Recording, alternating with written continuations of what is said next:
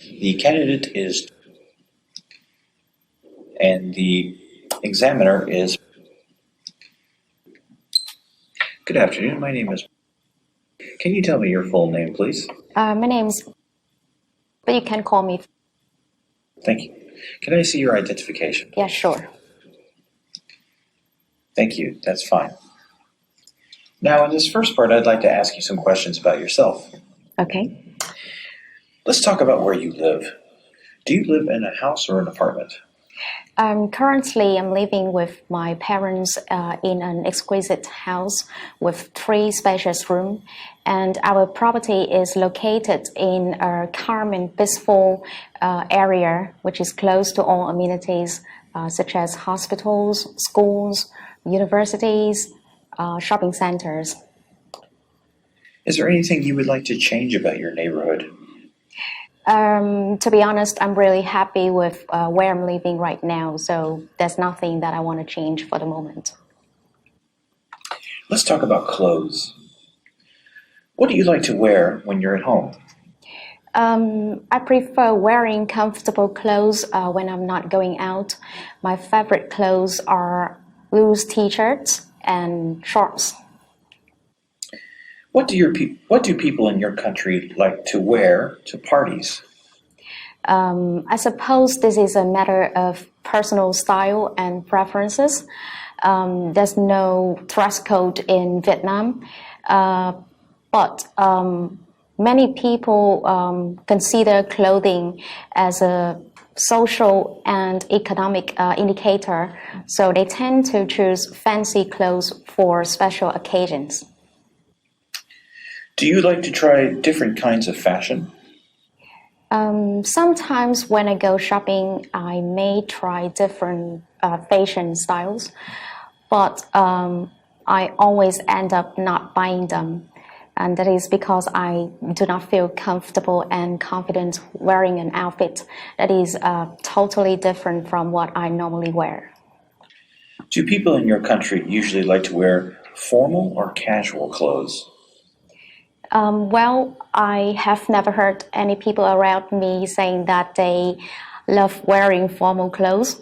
Formal clothes are for formal situations, and I guess not many people feel comfortable and relaxed in such contexts. Let's move on to talk about good manners. Okay. Is it important to be polite in your country? I think politeness is crucial in every culture, and Vietnam is no exception. I think nobody would want to talk to or to work with someone who adopts bad manners. How do children learn good manners? Um, Politeness is not an innate ability, I think. So children tend to learn from their parents. And so if you want your children to have good manners, you have to set a good example. Who do you think is usually more polite, older or younger people? Um, I think manner has nothing to do with age because I've met a lot of people who are the same age and they act in totally different ways. Do you think more people are more polite at home with family or with people they don't know? I think we all want to be our best self when interacting with strangers. It is not to say that we should be rude to our beloved, but it's normal for people to feel more relaxed and not worry about what we say or what we do when we are with someone who we know well. Now I'm going to give you a topic, and I'd like you to talk about this for 1 to 2 minutes. Okay. Before you talk, you'll have 1 minute to think about what you're going to say. You can make some notes if you wish. Do you understand? Yes. Here's some paper and a pencil for making notes. Thanks. And here's your topic. Please don't write on the card. Okay. I'd like you to talk about a decision you made that was difficult.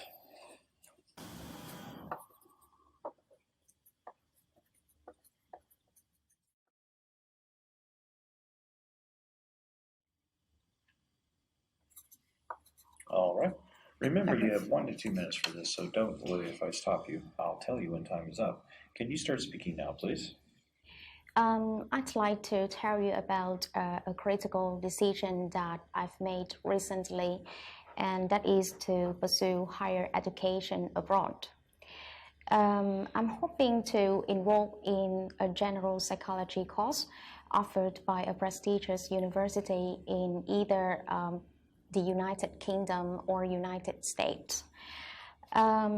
Psychology has always been my passion, and I had the opportunity to participate in a distance course in psychology back in 2012. The study of psychology gave me fascinating insights into human behaviors and emotions. I learned about things like the differences between men and women, the reasons behind our behaviors, the structure and the functions of the nervous system, stuff like that. And I really love psychology. Even though the course ended years ago, I still dream about becoming a psychologist. However, pursuing our passion is not as easy or as many people make it sound. Career shifting is risky, daunting, and downright scary. However, I believe that if we are persistent enough and we work hard enough, then we can turn our passion into a realistic career. Thank you. And have you told anyone else about this? I told my best friend and my parents about my future plan, and they all support me. Thank you. Can I have the paper, pencil, and card back, please? Okay. We've been talking about a decision that you made that was difficult, and I'd like to ask you 1 or 2 more general questions related to this. Let's consider, first of all, making decisions in general. Okay. What are some decisions that most people need to make these days? Perhaps everyone has to face major decisions in their life related to their career and relationships. I think at some point in our life, we all ask ourselves questions like the job that we are doing, is it the right one for us? Or if the person we are in love with is the right one, things like that. Who do you think usually gives the best advice in your culture? People tend to come to our parents and friends for advice, but different people have different background and experiences. So it's really hard to say who the best advisors in my country are. But I think our parents and friends always want the best for us. So if we need sincere advice, we should seek the advice from those people. What disadvantages are there when other people give you advice and when you have to make a decision? Giving and taking advice has never been an easy job.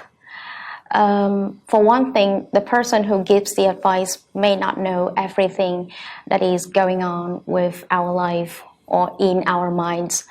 So maybe the advice that they give contradicts our belief or values, and it will create a dilemma for us. Now let's consider age and decisions. Okay. What are the important things that a teenager has to make decisions about?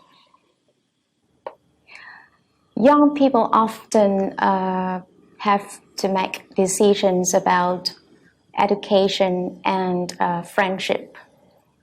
I think they all have to decide which universities they should go to, which major they should choose, what makes a good friend, which friendship should they keep, and which one they should abandon. How can your age make a difference to the way you approach decision making? Well, there's a saying that goes, with age comes wisdom. It may not true all the time, but I think it's correct to some extent. The older we are, the more experiences we have, and the more failure we have experienced in our life. So we'll be more careful and risk averse when making decisions. But chances are the decisions that we make are more correct. Thank you. That's the end of the speaking test. Thank you very much.